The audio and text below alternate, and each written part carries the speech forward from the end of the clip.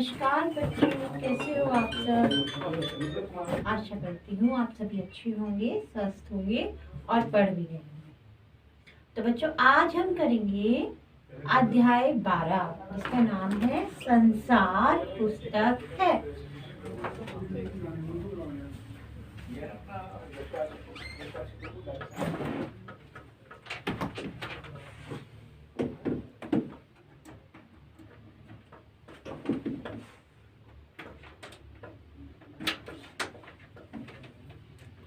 संसार पुस्तक है, चैप्टर 12 निकाल लो सभी बच्चे, क्लास 6।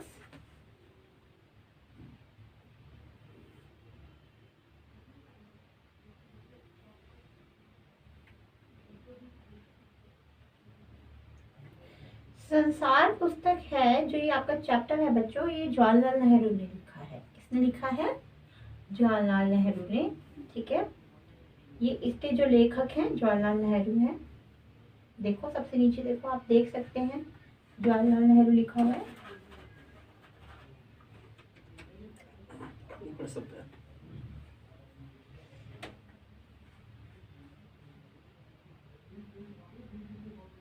और इसमें जवाहरलाल नेहरू के बारे में नीचे बताया भी हुआ है ना, इस चैप्टर में पाठ के नीचे देखें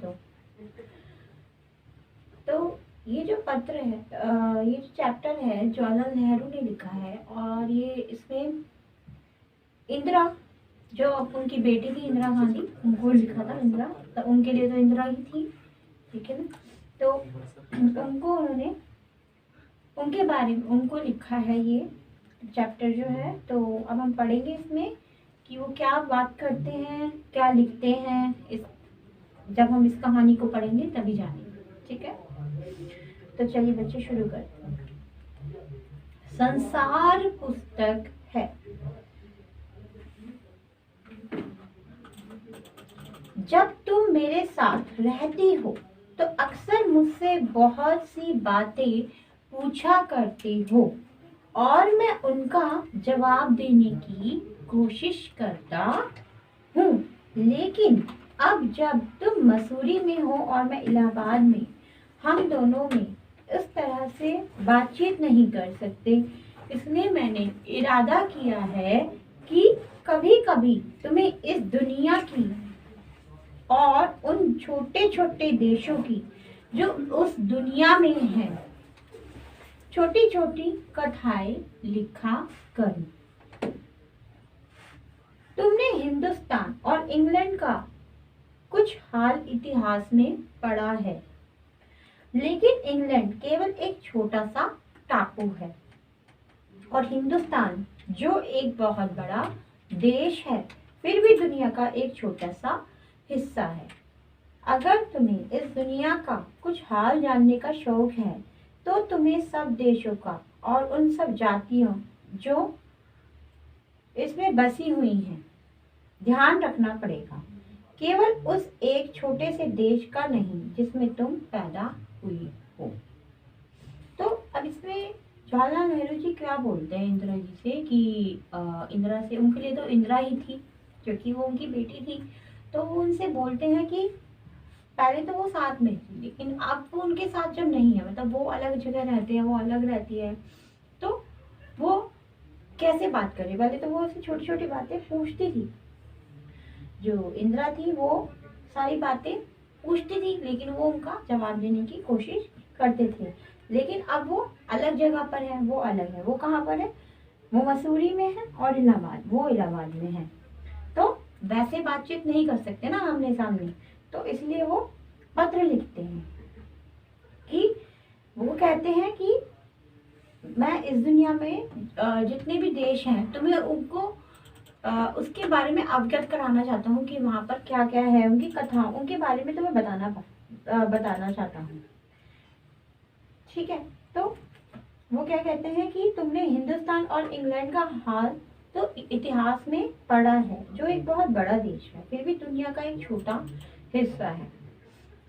तो अगर तुम्हें दुनिया का कुछ हाल जानने का शौक है तो तुम्हें मैं सब देशों का और उन सब जातियों का जो इसमें बसी हुई है वो ध्यान रखना होगा। तुम्हें सिर्फ उसी से ही मतलब नहीं है जिसमें तुम रह रही हो। तुम कहाँ रह रही हो? भारत में रह रही हो, यानी जो इंदिरा है वो भारत में रह रही है अभी। तो तुम्हें सिर्फ उन्हीं का हाल नहीं जानना, तुम्हें पूरे वर्ल्ड का हाल जानना है, वो हमारे सारे भाई बहन हैं। ठीक है, तो अब आगे देखते हैं। मुझे मालूम है कि इन छोटे छोटे खतों में बहुत थोड़ी सी बातें ही बतला सकता हूँ। तो नेहरू जी कहते हैं कि मुझे पता है कि इन छोटे छोटे खतों में हम तुम्हें छोटी छोटी थोड़ी थोड़ी बातें ही बतला सकते हैं। अब आ जाओ नेक्स्ट पेज पे, पेज नंबर 88 पे। लेकिन मुझे आशा है कि इन थोड़ी सी बातों को भी तुम शौक से पढ़ोगी और समझोगी कि दुनिया एक है और जो दूसरे लोग जो उसमें आबाद हैं वो हमारे भाई बहन हैं। जब तुम बड़ी होगी तो समझ जाओगी कि तुम दुनिया और उसके आदमियों का हाल मोटी मोटी किताबों में पढ़ोगी। उसमें तुम्हें जितना आनंद मिलेगा उतना किसी कहानी या उपन्यास में ना मिलेगा। यह तो तुम जानती हो कि धरती लाखों करोड़ों वर्ष पुरानी है और बहुत दिनों तक इसमें कोई आदमी ना था। आदमियों से पहले सिर्फ जानवर थी और जानवरों से पहले एक ऐसा समय था कि जब इस धरती पर कोई जानदार चीज ना थी। आज अब जब ये दुनिया मुश्किल है, जब यहाँ कुछ ना था, लेकिन विज्ञान जानने वाले और विद्वानों ने जिन्होंने इस विषय को खूब सोचा और पढ़ा है, लिखा है कि एक ऐसा समय था जब ये धरती बहुत गर्म थी और इस पर कोई जानदार चीज नहीं रह सकती थी। और अगर हम उनकी किताबें पढ़ें और पहाड़ों और जानवरों की पुरानी हड्डियों को गौर से देखें तो हमें खुद मालूम होगा कि ऐसा समय जरूर रहा होगा। अब क्या होता है कि ज्वालाधर जी इंदिरा जी से बोलते हैं कि मुझे आशा है कि थोड़ी सी बातों को जो तुम शौक से पढ़ोगी समझोगी कि दुनिया एक है और जो दूसरे लोग जो दूसरी दुनिया मतलब जो दूसरे दूसरे देशों में रहते हैं वो सब एक समान ही है, वो हमारे भाई बहन ही है। ये तुम अगर हम इस देश में रहते हैं, अगर हम भारत में रहते हैं तो ये नहीं कि यही हमारा अपना है, पर ये जो दूसरे देश है उसमें भी जो लोग रहते हैं वो भी हमारे भाई बहन है। और जब तुम बड़ी हो जाओगी तो तुम दुनिया और आदमियों का हाल जानने के लिए मोटी मोटी किताबें पढ़ोगी, जिससे तुम्हें बहुत कुछ जानने को मिलेगा कि दूसरे देश के लोगों में क्या है, कैसे, और तुम्हें बहुत अच्छा भी लगेगा और तुम्हें इतना आनंद मिलेगा कि जितना तुम्हें उपन्यास पढ़ने में भी आनंद नहीं आया होगा उतना आनंद तुम्हें ये किताबें पढ़ने में होगा। अब वो कहते हैं कि लाखों करोड़ों वर्ष पहले की बात है, धरती पर कोई नहीं था। ठीक है, एक समय ऐसा था कि पहले जानवर थे और जानवरों से पहले ऐसा समय था कि कोई जानदार चीज नहीं थी। तो तब क्या था, जानदार चीजें नहीं थी। तब विद्वानों ने इस विषय पर खूब सोचा और पढ़ा है। ये लिखा है कि धरती जब उस समय बेहद गर्म थी, उस टाइम धरती बहुत ही गर्म हुआ करती थी, तो तब कोई जानदार चीज नहीं थी। तो अगर हम उनकी किताबें पढ़ें और पहाड़ों और जानवरों की जो पुरानी हड्डियों को गौर से अगर हम देखें तो हमें खुद ही पता चल जाएगा कि ऐसा समय जरूर होगा कि जब पृथ्वी पर कोई जानदार चीज ना होगी। ठीक है, अब आ जाओ नेक्स्ट पढ़ना। तुम इतिहास की किताबों में ही पढ़ सकते हो, लेकिन पुराने जमाने में तो आदमी पैदा ही नहीं हुआ था, किताबें कौन लिखता, तब हम उस जमाने की बातें कैसे मालूम हो। यह तो नहीं हो सकता कि हम बैठे बैठे हर एक बात सोच निकालें। यह बड़े मजे की बात होती, क्योंकि हम जो चीज चाहते सोच लेते और सुंदर परियों की कहानियां गढ़ लेते। अब तुम नेहरू जी लिखते हैं कि तुम इतिहास की किताबों में पढ़ सकते हो कि लेकिन जो पुराने जमाने में आदमी पैदा ही नहीं हुआ था, वो किताबें कौन लिखता, उसके बारे में किताबें कौन लिखता, तब हमें उस जमाने की बातें कैसे मालूम होती। तो यह तो हो ही नहीं सकता कि हम बैठे बैठे हर एक बात सोच निकाल ले, है ना, कि तब ये हुआ होगा, पहले ये हुआ होगा, धरती पे जानवर आने से पहले ये हुआ होगा, जानदार चीजें आने से पहले, ऐसे हम सोच कर तो कुछ डिफाइन तो कर नहीं सकते। तो यह बड़े मजे की बात होती, क्योंकि हम जो चीज चाहते सोच लेते, जैसे कि सुंदर हम जैसे हम कुछ चीज चाहते हैं, हम सोचते हैं कि सुंदर सुंदर परियां हो, है ना, उनसे हम विश मांग लें, फटाफट पूरी हो जाए। तो इस तरह से हम सुंदर परियों की कहानियां गढ़ लेते हैं, है ना। तो ऐसा नहीं होता, लेकिन जो कहानी किसी बात को देखे बिना ही कर ली जाए तो वो कैसे ठीक हो सकती है। हमें क्या चाहिए, सच्चाई, हमें फैक्ट्स चाहिए। लेकिन खुशी इस बात की है कि पुराने जमाने की लिखी हुई किताबें ना होने पर भी कुछ ऐसी चीजें हैं जिनसे हमें उतनी ही बातें मालूम होती है जितनी किसी किताब से। जैसे कि ये पहाड़, समुद्र, सितारे, नदियाँ, जंगल, जानवरों की पुरानी हड्डियां और इसी प्रकार की और भी कितनी ही चीजें हैं जो हमें दुनिया का पुराना हाल मालूम, जिसे चल सकता है और जिसे हम पता लगा सकते हैं कि पहले इस दुनिया में क्या हुआ होगा। अब जैसे कि आप पत्थर देखते हैं, पत्थर पे कुछ गड़ी हुई चीजें मिल जाती हैं, कुछ जानवर ऐसे मिल जाते हैं, कुछ लोग ऐसे मिल जाते हैं जो कुछ ना कुछ बता देते हैं, या कुछ चीजें हमें, कुछ प्रूफ ऐसे मिल जाते हैं, ठीक है, कि यहाँ पर ये घटनाएं हुई थी। तो उस बात का हमें वो प्रमाण अपने आप ही दे देते हैं, उसमें हमें किसी की बात जानने की, किसी मनुष्य के ना होने की जरूरत नहीं होने से पड़ती है, क्योंकि हमें वो एक तरह से प्रूफ मिल जाते हैं, है ना। क्योंकि हम कोई चीजें हमें दिखाई दे जाती हैं तो हम समझ ही जाते हैं कि यहाँ पे अब ये घटना हुई होगी। क्योंकि पहले जैसे कि अब जैसे रामायण हुई थी, जैसे राम जी की घटना हुई थी, राम जी का युद्ध हुआ, हनुमान जी गए सीता जी को लेने, तो ऐसी काफी सारे श्रीलंका में काफी सारे ऐसे साइंस थे कि मतलब कि ऐसे चिन्ह थे जब उससे प्रमाणित होता था कि यहाँ पर हनुमान जी आए थे। वैसे तो वो देखी हुई घटना है, सत्य घटना है, पर हमें इसके बाद प्रमाण भी थी। तो वही बात बता रही हूँ कि इस तरह के प्रमाण हमें मिल जाते हैं कि हमें तब किसी के ना होने का मतलब कोई हमें ना भी बताए तो भी फर्क नहीं पड़ता, क्योंकि हमें एक तरह से प्रमाण ऐसे मिले हुए हैं, वो सच्चाई हमें अपने आप पता चल जाती है कि ऐसा पहले हुआ होगा। कौन बता देता है हमें, ये नदियां, ये पहाड़, ये सूरज हमें एक प्रमाण दे देते हैं।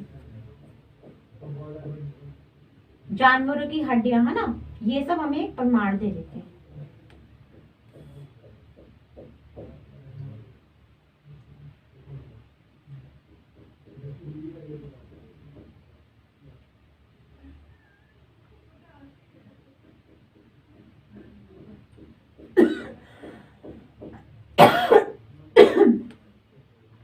मगर हाल जानने का असली तरीका यह नहीं है कि हम केवल दूसरों की लिखी किताबें पढ़ लें, बल्कि खुद संसार रूपी पुस्तक को पढ़ लें।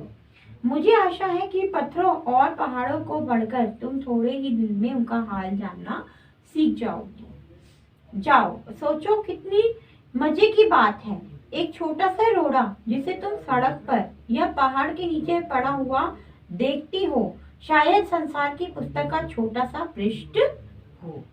शायद उससे तुम्हें कोई नई बात मालूम हो जाए। शर्त यही है कि तुम्हें उसे पढ़ना आता हो।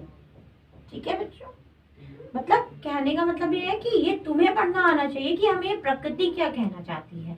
अब कोई हमें बताने वाला नहीं है, तो तुम्हें पढ़ना आना चाहिए कि तुम्हारी ये कला होनी चाहिए कि तुम क्या देखती हो, तुम्हें ये नदियां क्या बताती, तुम्हें ये पहाड़ क्या बताते हैं, तुम्हें ये हड्डियां क्या बताती हैं। ठीक है, तो तुम्हें पता होना चाहिए। तो इस तरह से जवाहरलाल अपनी कहानी में बताते हैं इंदिरा जी के बारे में कि इंदिरा को उन्होंने ऐसे बताया। कोई जबान, उर्दू, हिंदी या अंग्रेजी सीखने के लिए तुम्हें उसके अक्षर सीखने होते हैं। अब अगर तुम्हें कोई जबान सीखनी है या कोई लैंग्वेज या भाषा कोई सीखनी है, या अंग्रेजी, हिंदी सीखने के लिए तुम्हें उसके लिए क्या सीखना होगा, अक्षर सीखने होंगे। जैसे हम हिंदी सीखते हैं तो अक्षरों से शुरुआत करते हैं, क वर्ण से शुरू करते हैं, माला से वर्णमाला शुरू करते हैं, अक्षर शुरू करते हैं, है ना, तो फिर सीख पाते हैं। तो अगर इंग्लिश लैंग्वेज सीखते हो अल्फाबेट से सीखते हो, तो मतलब सबसे पहले हमें अक्षर सीखने होते हैं। इसी तरह पहले तुम्हें प्रकृति के अक्षर पढ़ने होंगे, तभी तुम उसकी क्या करोगे, कहानी पढ़ पाओगे। ठीक है, उसके पत्थरों और चट्टानों की किताब से पढ़ सकोगी। शायद अब भी तुम उसे थोड़ा थोड़ा पढ़ना जानती हो। जब तुम कोई छोटा सा गोल चमकीला रोड़ा देखती हो तो क्या वह तुम्हें कुछ नहीं बतलाता? यह कैसे गोल, चिकना और चमकीला हो गया, और उनके खुरदरे किनारे या कोने क्या हुए? अगर तुम किसी बड़ी चट्टान को तोड़कर टुकड़े टुकड़े कर डालो तो हर एक टुकड़ा खुरदरा और नोकीला होगा। यह गोल चिकने रोड़े की तरह बिल्कुल नहीं होता। फिर यह रोड़ा कैसे इतना चमकीला, चिकना और गोल हो गया? अगर तुम्हारी आंखें देखे और कान सुने तो तुम उसी के मुंह से उसकी कहानी सुन सकती हो।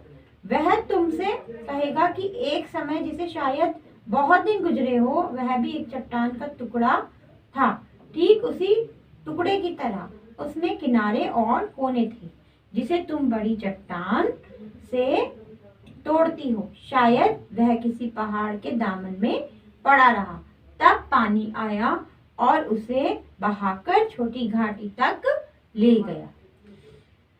वहां से एक पहाड़ी नाले ने ढकेल कर उसे एक छोटे से दरिया में पहुंचा दिया। इस छोटे से दरिया से वह बड़े दरिया में पहुंचा। इस बीच वह दरिया के पेंदे में लुढ़कता रहा। उसके किनारे घिस गए और वह चिकना और चमकदार हो गया। इस तरह वह कंकड़ बना जो तुम्हारे सामने है। किसी वजह से दरिया उसे छोड़ गया और तुम उसे पा गई।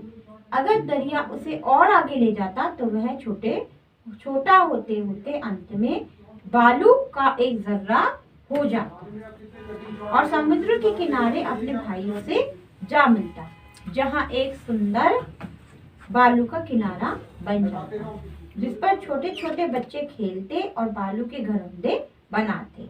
अगर छोटा सा रोड़ा तुम्हें इतनी बातें बता सकता है तो सोचो पहाड़ों और दूसरी चीजों से जो हमारे चारों तरफ है, हमें कितनी और बातें मालूम हो सकती है। तो इस तरह से जवाहरलाल नेहरू ने यह पत्र लिखा, यह कहानी बताई। ठीक है, अब हम पढ़ेंगे जवाहरलाल नेहरू के बारे में। देखिए, लेखक के बारे में हम पढ़ेंगे। जवाहरलाल नेहरू, जिनका जन्म कब हुआ था? 14 नवंबर 1889 और 27 मई 1964 में इनका देहांत हुआ था। सॉरी जवाहरलाल नेहरू आजाद भारत के प्रथम मंत्री थे। ठीक है, इनका उसके बारे में नहीं है बच्चों। ये 14 नवंबर 27 मई 1889 से 27 मई 1964, ये इनका वो नहीं है ना, जन्म का समय नहीं लिखा। ये बच्चों से उन्हें बेहद लगाव था। ठीक है ना, चिल्ड्रंस डे आता है ना 14 नवंबर को।